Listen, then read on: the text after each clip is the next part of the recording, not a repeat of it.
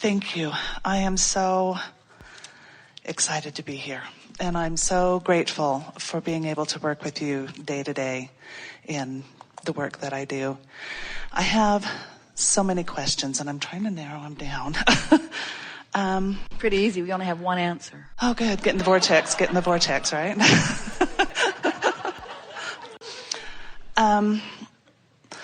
My first question has to do with a book that I've written called Quantum Soul Clearing.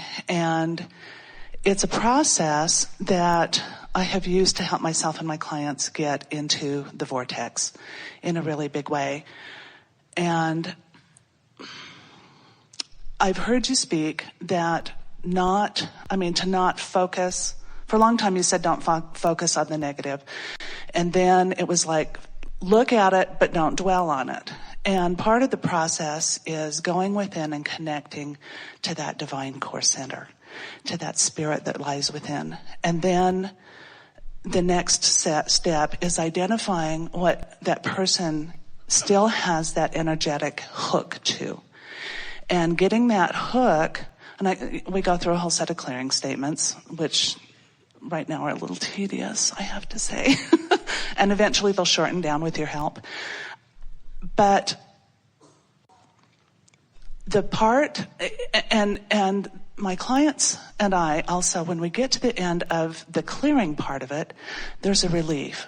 And for me, the best part is then the download and being able to pull what's in that vortex in and download it to that person so that it's an actual functional skill set for that individual.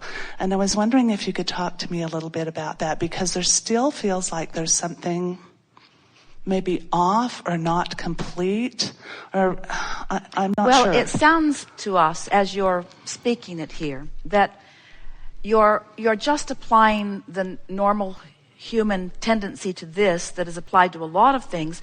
You're too heavy on the step one. That any time you're doing a clearing process, you're focused upon what you want to clear, and it slows it all down. Because in the attention to what you want to clear, you are depriving yourself of what's already clear.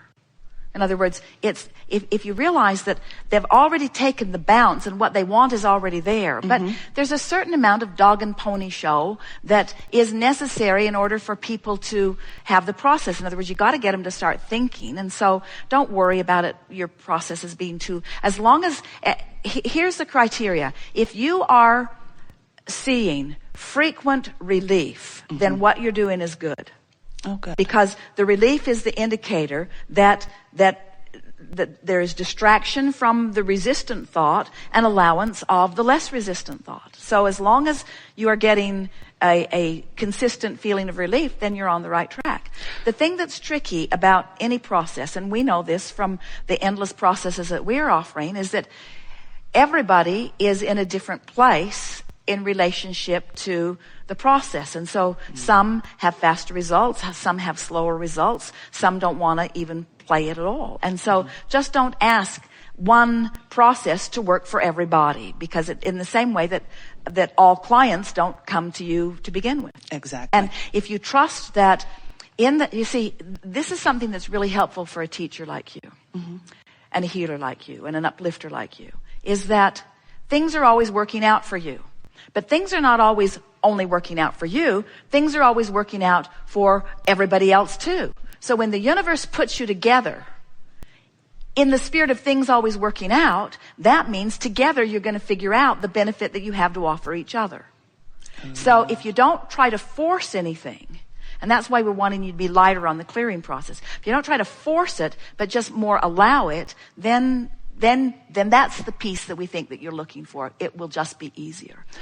It's like trusting the vortex. Right now, and it's a very common thing, when you know what you want to achieve and you're not quite sure that you're achieving it in the fullest way that you want to, then you're trying to figure it out. I'll go and I'll ask Abraham and they'll tell me what to do so that I can get this result. And we say, we want you to do the flip of that. We want you to get into your vortex. We want you to revel in the good work you're doing. We want you to feel satisfaction in the relief that you're able to bring yourself. We want you to remember the clients that are thriving as a result of working with you. We want you to remember that everything's working out for everybody until you've talked yourself into the vortex, and then you will run. Then from that knowledgeable place of remembering who you really are, you will rendezvous with your clients in a way that will, the manifestation of the rendezvous will reflect the work that you're doing. It's so interesting. You think that you're teaching them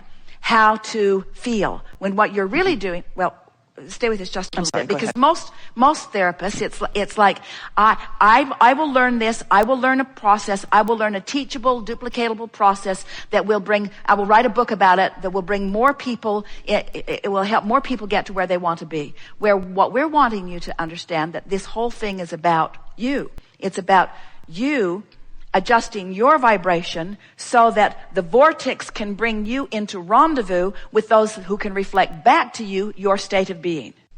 Your state of being. Isn't that interesting? The therapist is always getting feedback from the patients of her state of being, of her state of expectation. 100% of the time, people are raising or lowering to your expectation, period. Wow. So if you are an uplifter, never mind the process, never mind where they are, never mind what they're doing, never mind what they're saying. The only thing to mind is how you feel. And if you feel great, they're going to benefit from their interaction with you. And if you're worried about where they are, they're not going to benefit from their interaction with you. And I don't worry about where they're at. It's, some people get stuck in some people get conflict. Some people get stuck in my stuckness. Some people just get stuck, period. Some people, that's true. But if people are getting stuck in your experience, you're stuck. Well, that's true too. Because if you weren't stuck, you wouldn't rendezvous with stuck ones. Thank you. And even if you rendezvoused with a stuck one, they'd unstick right before your eyes. You'd have a breakthrough. You'd have a breakthrough right there. You'd have a clearing. Yeah. A clearing. Yay. So speaking of stuck, well, let me ask one more real quick question about that. You've said, and I've heard you say this repeatedly, there's never a thought or a feeling that doesn't constantly exist. And the intention with this is to... In other words, every thought still exists. Correct. But whether you're rendezvousing with it or not is an entirely different conversation. Got it. Thanks. That just... Because especially with a counselor or a teacher or a lover or someone who really cares about people, you've given a lot of attention to a lot of people. And the longer people practice therapy, the more crap they hold in their vibration until they begin to elicit from one client something that they wouldn't have elicited if it wasn't active in their vibration because they elicited it from another. There are people having past life regressions who are certain that their father molested them and he never did. Where's it coming from? Thought forms. Because somebody had the experience, the therapist captured it, held it, extracts it. You see, so that's why we're saying your clientele reflects how you feel. That's why don't go looking for troubled people.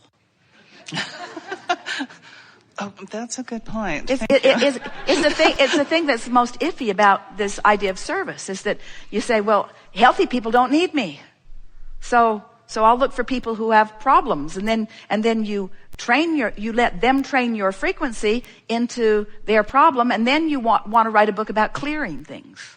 You say, where if you can make it so much. Let's ask you some questions. Okay. Do you believe in the well-being of everyone with whom you come in contact? Absolutely. Do you believe that everyone that you interact with, whether professionally or socially, or just rendezvousing in passing, do you believe that they have an inner being in their vortex? Of course. And do you believe that their inner being is calling them? Yes. And do you believe that really, since infinite intelligence, source energy, all that is, what man calls God, is on the case, do you really believe that they need you?